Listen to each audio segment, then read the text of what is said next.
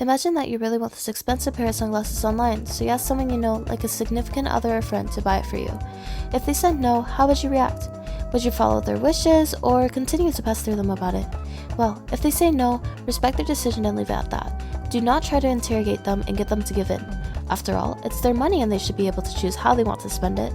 They may have additional or other reasons. For example, maybe they're abstaining from spending their money for a prolonged period of time, or they're concerned about the safety of the purchase. What if the package gets lost or damaged? Or maybe they think that's a level of gift giving they're just not ready for yet. You may be really curious and want to know about their reasoning, so you could ask them about it. If they're comfortable with sharing with you, then that's great. This is an opportunity for you two to understand each other. During this, make sure to show that you're paying attention to them and are supportive of their decision. This can be done by maintaining eye contact and showing a sign that you're still engaged, such as a small head nod. Remember, this is not an appropriate time to negotiate. They said no, and you should not plan on getting them to change that answer. If they don't feel comfortable sharing that reason with you, that's completely fine. Sure, it might be annoying to be left with just a no, but what can you do? Whether or not they have a reason, they do not owe you an explanation. What if they didn't say no, but they also didn't say yes? Do not take that as a yes.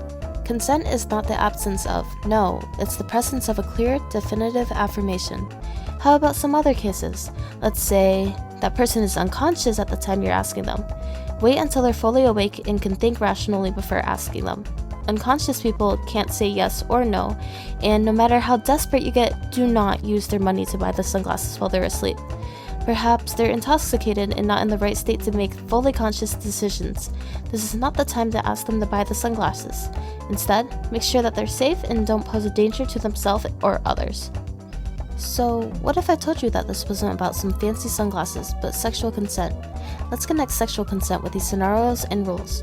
Instead of being able to spend one's own money the way one wishes, one should be able to have control over one's own body for its protection. Instead of abstaining from spending their money for a prolonged period of time, being concerned about the safety of the package, and being unprepared for that level of gift giving, they could be abstinent, afraid of the risks of sex, such as loss of virginity or transmission of STDs, or they're just not ready for a sexual relationship yet. Everything else directly applies to sexual consent.